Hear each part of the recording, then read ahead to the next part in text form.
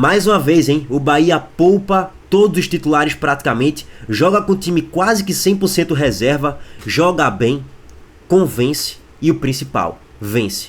Faz mais 3 pontos e ontem ficou claro a disparidade do Bahia pro restante dos times do Nordeste que estão jogando essa competição. Se fosse por pontos, quem é que joga o melhor futebol? Quem é que tem o melhor elenco? O Bahia seria campeão dessa Copa do Nordeste com pés nas costas.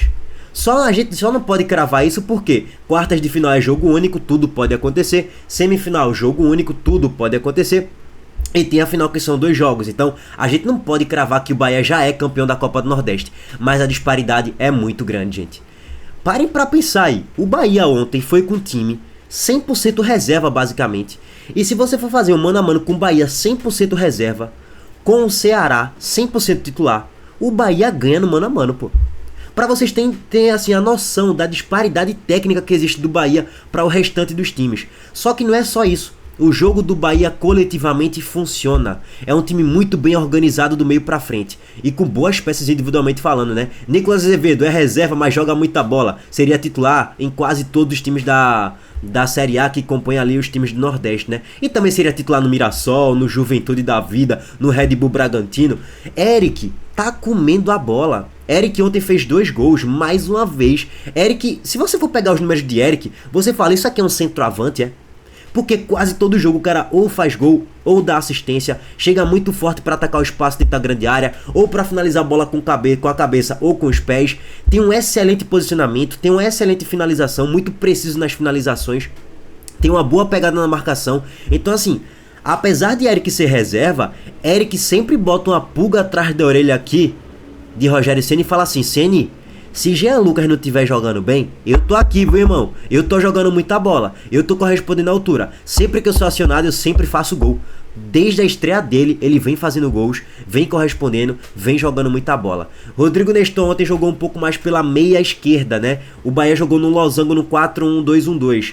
Com Azevedo, aí vinha Eric como uma espécie de meia pela direita, Nestor meia pela esquerda, Cauli de meia atacante, e aí você tinha Kaique aberto pela direita e Lúcio Rodrigues como centroavante. E o jogo do Bahia conseguiu funcionar contra o time titular basicamente do Ceará, né? Sobre o Ceará, né, velho? É isso, gente, assim, não acho que é nenhum absurdo o que aconteceu ontem. 3-2 é um jogo pegado, o Ceará ainda consegue reagir depois dos 3-0 que toma, mas não acho que é nenhum absurdo. É esse o nível de disparidade técnica. O time do Bahia é muito melhor do que o do Ceará, não tem comparação, e joga muito mais bola, tá? Agora, o time do Bahia tem suas fragilidades defensivas.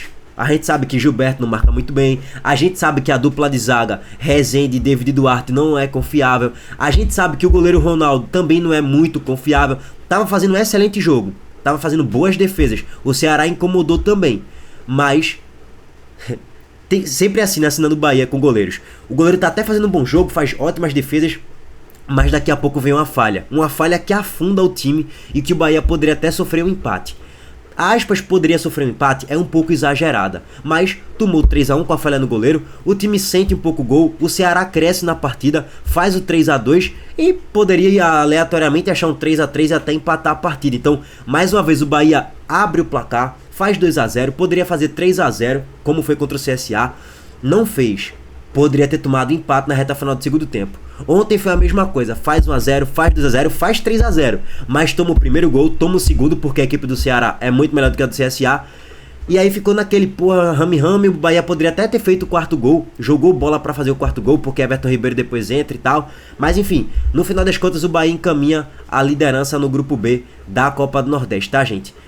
Vai se classificar na primeira colocação, vai conquistar os 19 pontos, mesmo com o time reserva, o Bahia vai vencer do Confiança, muito provavelmente, e vai vencer do Náutico, mesmo com o time reserva, muito provavelmente, porque o time do reserva do Bahia é muito bom e é muito acima da média dos times do Nordeste, tá? Bom, vamos trazer aqui pra vocês todo o compiladão geral do que foi Bahia 2, Bahia 3, Ceará 2. Antes disso, o recado do nosso patrocinador, a Montenegro Cargas, mais uma vez. A Montenegro Cargas é a palavra-chave para transportar sua mercadoria em 2025. Há mais de 10 anos a Montenegro Cargas vem transportando compromisso para todo o Brasil. Com as modalidades de entregas fracionadas, expressas e dedicadas, vem oferecendo sempre o melhor serviço e detalhe, por um precinho justo. Além disso, a Montenegro Cargas é uma das poucas do Brasil a incluir prazo de entrega em proposta para vários trechos do contrato, garantindo confiança, eficiência e transparência em cada entrega. Essa é a Montenegro Cargas transportando compromisso. É carga, viu, pai? Vamos lá, rapaziada, é o seguinte, tabela de classificação, que é o que importa, né? O Bahia tem 13 pontos conquistados, detalhe que jogou com o time reserva acho que em 3 oportunidades dos 5 jogos que jogou. São 13 pontos em 5 jogos, 4 vitórias e apenas um empate. Até o momento o Bahia não perdeu na competição. E mais uma vez, tem tudo para fazer mais 2 vitórias e chegar a 19 pontos conquistados, tá, gente? O Bahia ele só perde a liderança em um único cenário. O Bahia vai ter que obrigatoriamente perder os próximos 2 jogos, contra o Confiança e contra o Náutico na Fonte Nova, e o CSA golear o América de Natal fora de casa. É isso. Ou o Ceará também golear, meter tipo 7-0 no Sampaio Corrêa no Castelão. E é lá no Maranhão o jogo, tá, gente? Não é no Castelão do Ceará, não. Então, assim, vamos pra parte prática. Isso não vai acontecer. O Bahia vai terminar na liderança do Grupo B e vai pegar o Fortaleza na próxima fase. Aí já é um duelo maior, mais expressivo, e é jogo único. E o confronto só vai acontecer daqui a 4 meses. Então, daqui a 4 meses, irmão, é o famoso tudo pode acontecer. A gente não sabe como é que vai estar o Bahia. A gente não sabe como é que vai estar o Fortaleza. A gente sabe quem é que vai ser o treinador do Fortaleza. A gente não sabe a relação de contratações. Se o desempenho do Bahia vai se manter constante, regular ou vai piorar. E é jogo único. Mais uma vez, tudo pode acontecer. Então, se o confronto acontecesse hoje, o que é que iria acontecer? O Bahia ia golear o Fortaleza. É isso que iria acontecer. O Bahia tem um elenco melhor e joga muito mais bola, tá, gente? Bom, pegando o ponto de vista do Ceará, o Ceará permaneceu na terceira colocação com 10 pontos conquistados. E aí tá em aberto, né? O Ceará é o terceiro. Se ele terminar assim, ele vai pegar o Sport na próxima fase na Ilha do Retiro. Se o Ceará vencer o próximo jogo contra o Sampaio Corrêa e o CSA tropeçar contra o América de Natal, empatar ou perder, o Ceará pode saltar para a segunda colocação. Saltando para a segunda colocação, o Ceará pega o Ferroviário no Castelão. Então, assim, pro próprio Ceará é muito melhor pegar o Ferroviário no Castelão lotado do que o Sport na Ilha do Retiro, que vai ter, óbvio, um time que é superior tecnicamente, que é o caso do Sport. O Sport é melhor do que o Ceará, e ainda mais o Sport com o apoio da torcida na Ilha do Retiro. Então, vai ser um jogo muito mais difícil se o Ceará terminar na terceira colocação, tá? O Náutico continua em quarto com 8 pontos, porque o Confiança tem um jogo a menos ainda, que é justamente contra o Bahia. Mas a situação do Náutico não é nada fácil, porque pega o Bahia na Fonte Nova e vai ter que somar pontos para permanecer no G4. Porque se perder, que eu acho que vai acontecer isso, muito provavelmente o Confiança vai pontuar e vai passar o Náutico na tabela de classificação na última rodada, tá? Bom, meus amigos, seguinte, vamos lá. Mais uma vez aqui trazer o contexto pra vocês, tá? Como é que o Bahia foi a campo? O Bahia foi com Ronaldo no gol, que falhou num gol hoje, ontem no caso. Apesar disso ele conseguiu fazer boas defesas. Gilberto, David Duarte, Rezende e Iago Borducci. Azevedo, Eric, Rodrigo Nestor, Cauli, Kaique e Lúcio Rodrigues. Esse foi o time do Bahia escalado por Rogério Ceni, tá? Beleza, o time todo reserva basicamente. Os únicos titulares eram ali Lúcio Rodrigues, que voltou da seleção uruguaia, das eliminatórias, e Gilberto, só. Se bem que eu prefiro até Santiago Arias, eu acho mais lateral, mais completo do que Gilberto. Mas beleza, só eram 2 titulares. E o Ceará, como é que o Ceará foi a campo? O Ceará foi com o time quase que todo titular. Bruno Ferreira titular, Marlon titular, Lucas Mugni titular, Ailon titular, Rômulo é reserva de fato. William Machado titular, Galeano fez gol ontem, fez 2 gols no jogo anterior. Galeano tá jogando bem. No jogo anterior que eu falei da Copa do Nordeste, tá, gente? Fabiano Souza titular, Fernando Sobral titular, Lourenço titular. Então você pega a média do time do Ceará, 80% do time era de jogadores titulares. Fernandinho que oscila ali, né, mas na média é mais titular do que reserva. Aí mais uma vez Matheus Bahia, ex-Bahia, não poderia jogar por questão contratual. E Pedro Raul também não poderia jogar por questão de lesão. E Dieguinho não jogou. Então 4 peças ali, 4 peças do Ceará, dos titulares, não pôde jogar. 3-4, pra não exagerar tanto também. Então assim, mesmo assim era o Ceará mais inteiro do que a equipe do Bahia. E mesmo assim, o Bahia venceu. E vamos trazer aqui os gols da partida, tá, gente? Sem mais enrolações. Vamos lá, simbora. O primeiro gol do Bahia foi marcado aos 28 minutos do primeiro tempo. E assim, numa jogada de Lúcio Rodrigues com Kaique. Kaique finaliza mal, a bola pega em Eric, a fase é tão boa que pega em Eric, sobra pra Gilberto, a defesa do Ceará para, tira um cochilo, pede impedimento. Irmão, não tem VAR nessa fase da Copa do Nordeste. Tu não tem que parar pra pedir impedimento não, porra. Tu tem que prosseguir na jogada. Se o bandeirinha vai dar impedimento ou não, depois tu vê isso aí. Primeiro tu tem que estar atento e seguir na jogada. Eu assisti o jogo ao vivo, tá, gente? E de fato, a percepção que ficou foi, porra, tava impedido. Mas depois pelo replay, e pra mim, pô, eu falei, cara, tem 2 impedimentos aí. A minha primeira impressão, mas depois que a gente vê o replay, não tinha nenhum impedimento. O gol do Bahia foi legal, tá, gente? Então, assim, a defesa do Ceará tirou um cochilo, parou. Detalhe que eu não acho que o Ceará fez um péssimo primeiro tempo, não. Foi um primeiro tempo que o Bahia foi um pouco melhor, sim. Mas o Ceará, na maior parte do tempo, tava conseguindo marcar um pouco pressão ali a equipe do Bahia, tava conseguindo roubar algumas bolas no campo de ataque e conectar algumas jogadas perigosas sim, tá, no primeiro tempo.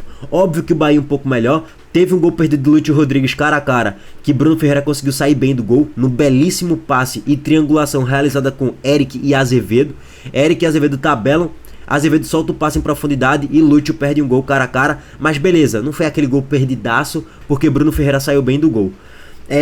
E assim, até o 2-0, foi mal, até o primeiro gol do Bahia, o Ceará não atacava praticamente, tentava, né, esboçava marcação pressão, tentava marcar, até que conseguia marcar numa média ali razoavelmente bem, mas não conseguia contra-golpear a equipe do Bahia. Agora, na reta final do primeiro tempo, quando consegue subir um pouco mais os blocos e a marcação pressão é bem executada, o Ceará cria 2 oportunidades. Vou até trazer aqui em tela pra vocês, o Bahia sofreu ali na reta final do primeiro tempo, com o Ronaldo tendo que fazer pelo menos uma ótima defesa, ó.